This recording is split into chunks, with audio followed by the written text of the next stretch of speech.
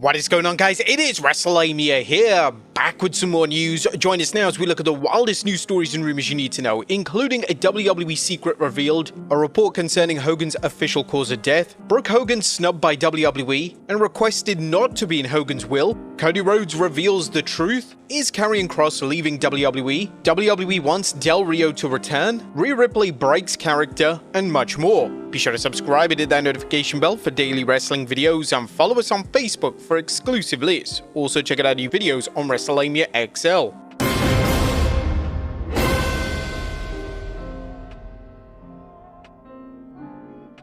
Now, first story looks at a WWE secret leaked. Now, top story today takes a look at a report relating to the truth behind the new WWE Unreal series. Now, the series gave fans an unprecedented look at the behind the scenes of WWE, and according to Fightful Select, one segment in the series was completely set up. According to the report, the women's locker room emptying out at the 2025 Royal Rumble to support Charlotte Flair was set up, and the women's roster were asked to do it. There was a scene at the Royal Rumble that was heavily influenced. The women's locker room was asked to empty out to cheer for Charlotte after she won the Royal Rumble. They weren't told it was specifically for the Netflix show, but they were just asked to. They were not forced to do it. For those asking, it was claimed to us that Charlotte Flair knew about this prior to the report.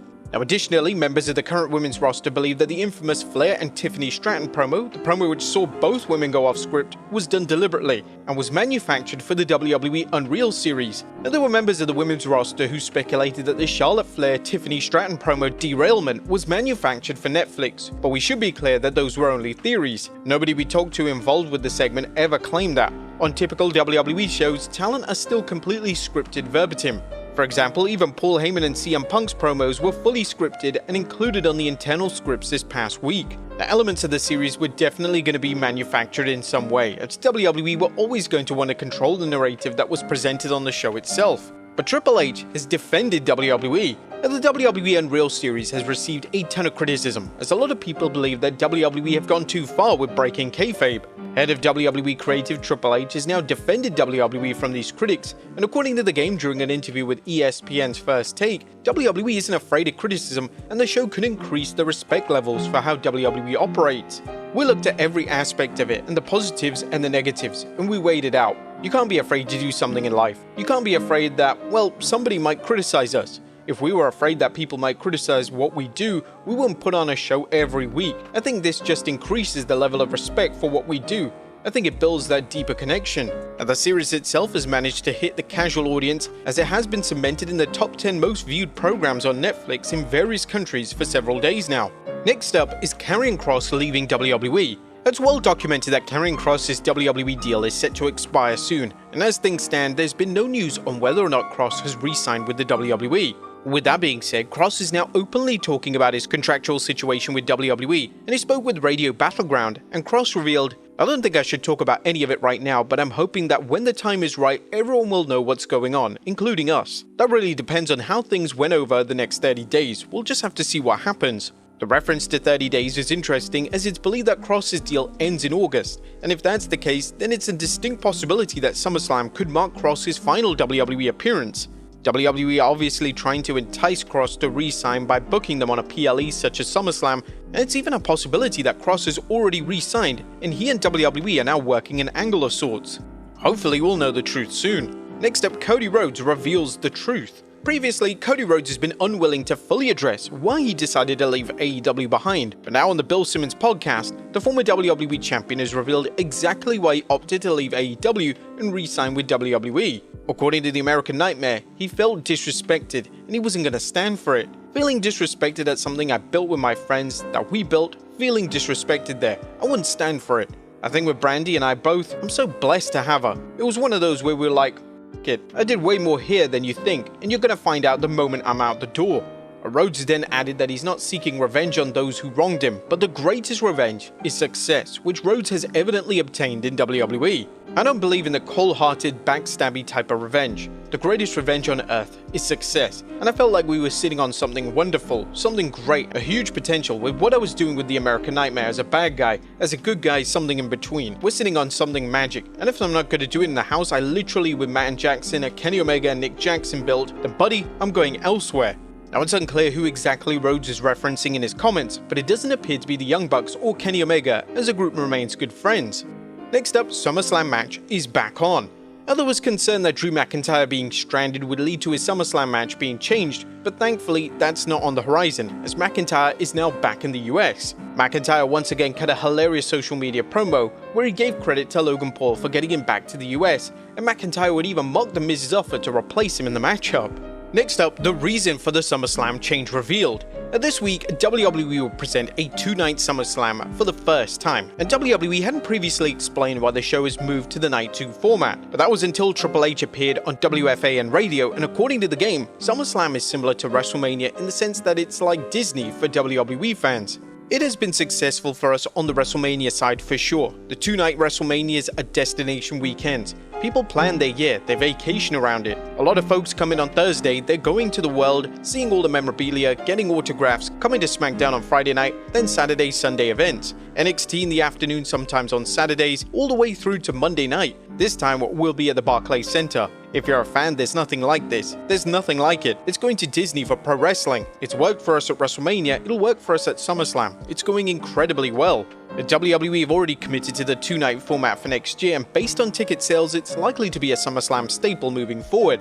There's been speculation that WWE could have more events take this format, with specific attention being drawn to the Royal Rumble. However, this could be a complete overkill, and even Triple H himself has a negative stance on two-night PLEs in the past.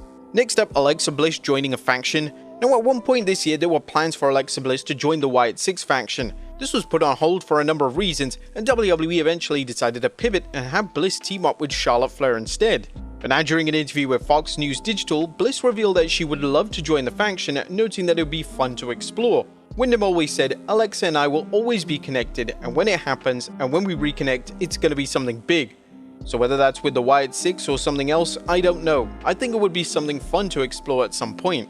Bliss would then state she's having a lot of fun with her current storyline, and even noted that the elements of Bray Wyatt remain with her throughout her current character.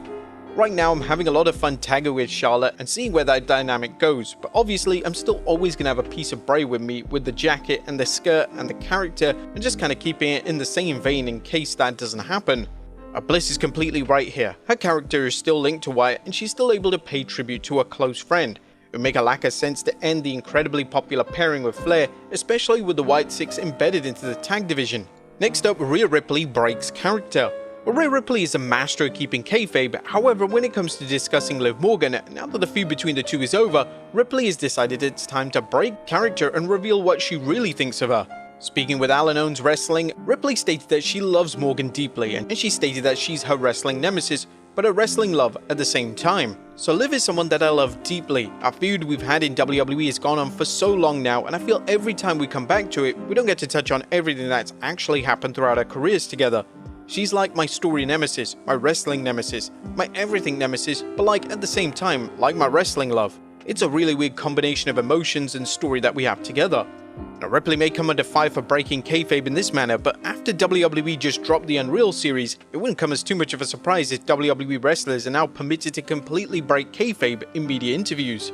Next up, sad details behind Hulk Hogan's death. Hulk Hogan passed away on July 24th after suffering cardiac arrest at his home in Clearwater, Florida, but details are now being revealed from the Pinellas County Forensic Science Center. His cause of death was an acute myocardial infarction, commonly known as a heart attack. But the medical examiner documents also noted two key health conditions that contributed to his death: atrial fibrillation, a condition causing an irregular heartbeat, and chronic lymphocytic leukemia, a form of blood cancer. The leukemia diagnosis had never been publicly disclosed before. Now, within the report, it's also been noted that there's been a request for Hulk Hogan to be cremated, not buried. Now, even after several days, the wrestling world is still mourning his passing.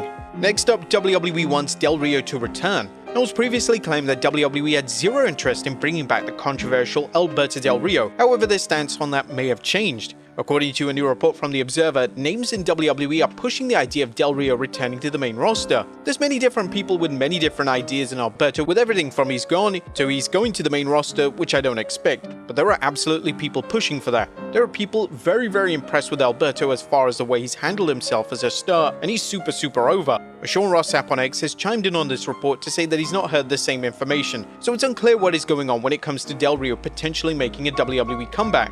And finally, Brooke Hogan snubbed by WWE, and not in Hogan's will. Now, our final story today takes a look at the whereabouts of Brooke Hogan, as WWE fans have questioned why Brooke hadn't been present for any of Hulk Hogan's tributes on WWE television. According to Brooke via an Instagram story, WWE didn't extend their invite. However, we now know the specific members of Hogan's family were invited, as WWE did allow Nick Hogan to attend. Now, it's entirely possible that due to the prior bad blood between Brooke and her father, WWE were under the impression that Brooke wouldn't have wanted to be involved, but a simple invitation should have been extended. However, some people are saying that this is her father and an invitation certainly wasn't needed. But Brooke Hogan also requested that she be taken out of Hulk Hogan's will. Or whilst many people believe that this was a recent request, this was actually in 2023, and she asked to be removed from Hulk's will because she didn't trust a single person around him and didn't want to get caught up in the financial battle when he passed. According to TMZ, we're told all Brooke ever really wanted to do was to protect her dad from people she felt were taking advantage of him. But after years of disagreeing with Hulk over the matter,